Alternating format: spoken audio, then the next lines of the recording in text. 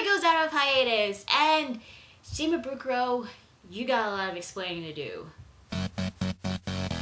Nothing is the same way anyway. Nothing is the same way. Tell me we're all gonna be okay. Would you be there if they took this city away? Hey guys, Lunar Spawn 27 here, bringing you Toriko chapter 258, March of Evil. So the chapter begins in life where Terry is looking at Toriko, who is still staring off in the distance on top of that hill. Not much to say really about that scene, it's just he looks at his hand, he clenches it, and it looks like he's trembling. It's hard to tell because the wind was blowing, so I don't know, I guess he's probably still feeling guilty of losing to Starjun and of course losing Komatsu as well. Now we cut to this giant mountain which has a bunch of food inside it. Apparently this was created by Nono, who has an ability to freeze things and preserve them to keep the ingredients fresh. And apparently she managed to create this huge mountain with lots of food being preserved inside it, and somehow it was still intact when the Meteor Spice fell down in the human world. That is something I kind of find it hard to believe, that coincidentally this one mountain managed to like not get hit by Meteor Spice.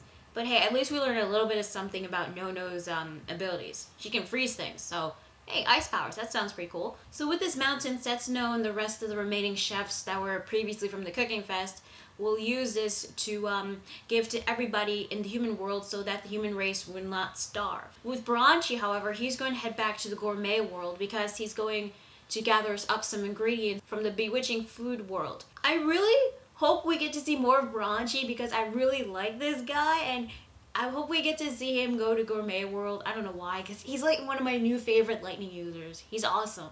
So then we cut to Starjun and the remaining Bishokukai members who are heading back to their headquarters. But when they see it, smoke was coming out of their headquarters, which means somebody has set the place on fire.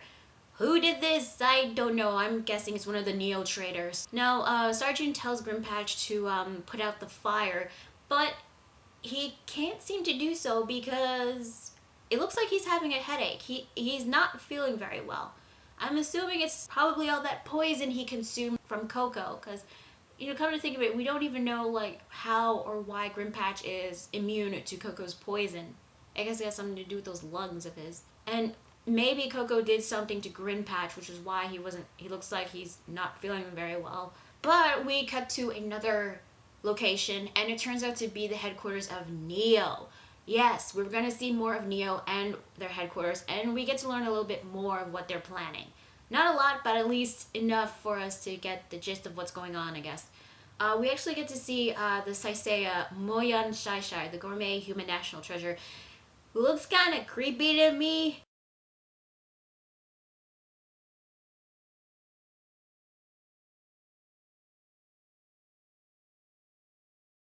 So we see Joa, aka Zombie Froze, who's sitting on her own little throne, acting like Aizen when he's in Las Noches.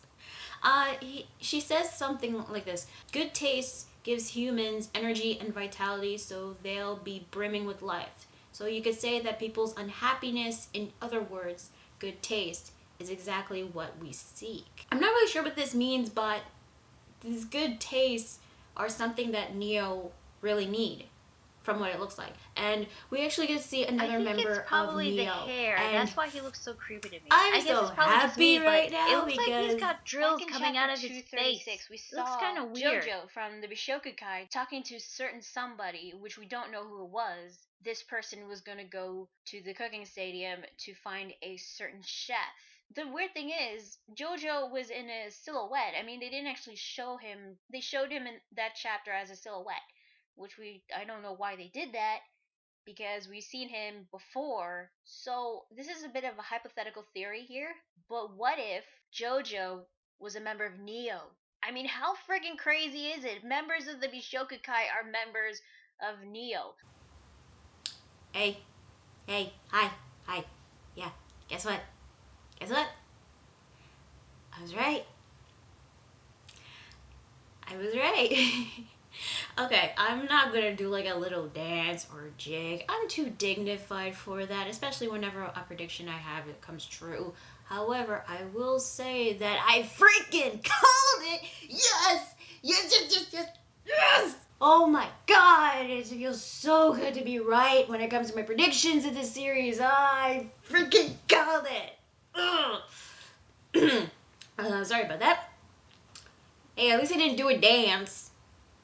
It has been confirmed JoJo is a member of Neo, but he says that they're not only after good taste, but it seems they're after a cooking method. They're building this so-called vehicle, which will take them to the final land. Call me crazy here, but it looks like a spaceship.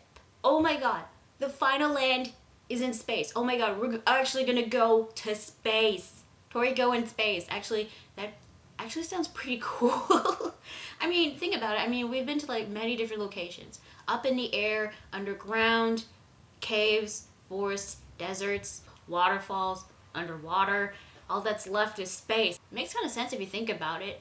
Final land, God, solar eclipse. Anyway, since we've known that Ichiryu was aware of Neo, and he was probably aware that some of the spies infiltrated into his zeroth biotope organization, according to Kosairo, Ichiryu actually gave away false information. Not only that, but he actually did send spies into their organization. Maybe Kosairo was a spy, but it hasn't really been confirmed who the spy is at the moment. Well, zeroth biotope, we don't know if all of them are dead or not. Yeah, that was actually a problem I had with that chapter, which I forgot to mention. The zeroth biotopes were hyped up to be incredibly strong, and they lost by nitros. Probably blue nitros, but it hasn't been confirmed whether all of them are dead or not. We also see Uman there in the Neo headquarters. He says that it's only a matter of time for the solar eclipse to occur, which means that God will appear very soon. I'm not sure when, because it was led to believe back in the previous meeting of IGO that it will appear in 6 months. Granted, we don't know how many months has passed since then. It could have been like a month or 2 or 3, who knows. Now, the so-called cooking method that was mentioned a couple of pages ago, it was actually a method that they needed to get to the final land. Probably the cooking method to cook God, I'm not really sure, but it was written on the notebook that Froze, back when she was Joa, went to a gourmet pyramid to get it. And we all know that that cookbook is in Komatsu's hands. He's the one that found that in Gourmet Pyramid, which explains why Froze was after Komatsu in the first place, because she needed that cooking method to get to final land. But it seems like the Nitros were the ones that made this cookbook. And if they did make this cookbook, then maybe they're the original creators of the so-called cooking method. But if that is true, then that would mean that maybe the Nitros originated from the final land. We know that they have a connection between the final land and Acacia's full course, and of course God. It's just, we just have to put the puzzles together, at least until Shimbukuro reveals a little bit more. Froze suggests that Neo should celebrate, and so all of the members of Neo decided to head on out.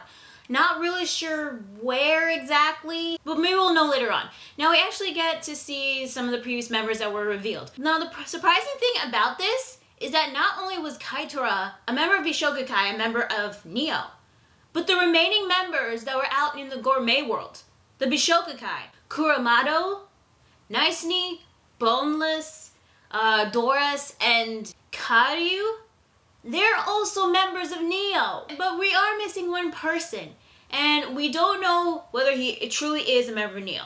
But since the Bishokukai members that fought against Zero Biotope are revealed to be members of Neo, that would mean that Alfaro is also a member of Neo.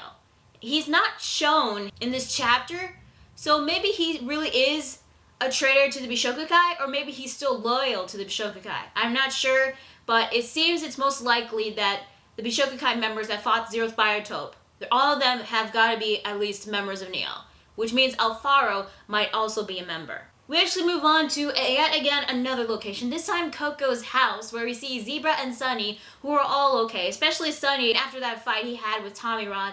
He's okay, and Zebra actually was the only person in the Four Heavenly Kings that actually suffered the least amount of injuries. Now, it seems that Zebra might have some sort of resentment towards Toriko, probably because Toriko couldn't save Komatsu. Maybe that's why he seems a bit angry at him. Not sure, because he all he said was because of that bastard. So I'm assuming he's blaming Toriko for what happened to Komatsu. But Sunny interrupts him and tells him that he shouldn't be saying more about it and that they have to focus on something else. The door opens inside Coco's house and we actually get to see... Is that really him? Oh my god. Coco, you son of a bitch! Oh my... Okay, I'm really excited because... Alright, Coco's alive. Thank God. No, 3 things. Number 1, what the hell happened to him? Number 2, where the hell was he this whole time? And number 3, what the hell did he do to his hair? Coco's alive with a new hair color, and he survived from his fight against Grimpatch, and, you know, the fight that we didn't see since they fell inside that hole. I mean, so many chapters. I was getting worried that he might have died, or that he was a member of Neo because of that rumor, and he's alive, thank God for that, and, oh my god. Where the hell was he this whole time? Oh my god. Oh my god, Coco, you son of a bitch. Oh my god, Shimabukuro, seriously. You got a lot of explaining to do. So yeah, that is Toriko chapter 258. What did I think? I actually thought this was a good chapter. At least we get to see what happened with the 4 Heavenly Kings. We know that they're all okay. Toriko, I guess he still has to get over the fact that he lost to Star June and that Komatsu was taken away from him. He probably will regain his resolve, but I'm not sure who's the one that's going to help him get it back. Or maybe he'll try to move forward and probably either gather some ingredients from Gourmet World or probably go after to save Komatsu at the moment. We know that his gourmet cells have been partially awakened, but we don't know, like, how strong he is right now. And I thought it was really great that we get to see more members of Neo, which we now know that the Bishokukai members that fought against IGO in the Gourmet World are members of Neo. We don't know if Alfaro is, but it's most likely that he could be. And at least we know a little bit more of what they need and what their objectives are at the moment. Because we know they want to get to the final land, and in order to get there, we know that Acacia's full course dishes will lead to the entrance to the place. However, they're building this vehicle which will get them there. They needed good taste. Not sure exactly what Frozen meant by that. Now, I'm not really sure if they're gonna go to Gourmet World, but it seems like that it looked like a spaceship to me. Maybe they are going up in space. I don't know, but I think it would be pretty cool to see Toriko and the others go up in space, but it's most likely Gourmet World probably. And at least we know that they're after a certain cooking method that was on the notebook that Komatsu took. I'm not sure what happened to that cookbook, but I highly doubt Komatsu has it with him at the moment, because now that he's with Star June. What's going to happen to Komatsu, we have no idea at the moment. And we still don't know what this so-called cooking method was. The thing is with Grimpatch, I don't know what the hell happened with his fight with Coco inside that hole, but we know that he managed to get out of it, and something happened to him. We don't know what, but it's probably got something to do with Coco's poison. Hell, we don't even know like how or why he was even immune to Coco's poison. And the ending with Coco being alive this whole time, I was partially relieved. I was like relieved, but then I was a little annoyed because that fight was skipped, and ever since we saw him falling down in that hole, we had no idea what the hell happened to Coco. There were rumors saying that he was a member of Neo, that he died, or he turned into poison and he was eaten and he was inside Grimpatch's body. Now, next week's chapter, Coco is going to reveal a little bit more information of what happened to him. We'll probably learn about that next week's chapter. I hope so, because I want to know like what the hell happened in that hole. So maybe like a flashback of what happened during that fight and what Coco has done to Grimpatch. We'll probably learn about that. So, yeah, overall, I liked the chapter. I thought it was good. So yeah, that is Toriko chapter 258. Tell me guys, what did you think about this chapter? Did you like it? Did you hate it? Any possible theories about Neo and what happened to Coco, and also what's up with the hairstyle? Let me know on the video. Also, be sure to like it and subscribe for more videos, and be sure to check out my Facebook fan page and Google+. So yeah, that is Toriko chapter 258. I'm Lunar Spawn 27, and I will see you guys later. Bye.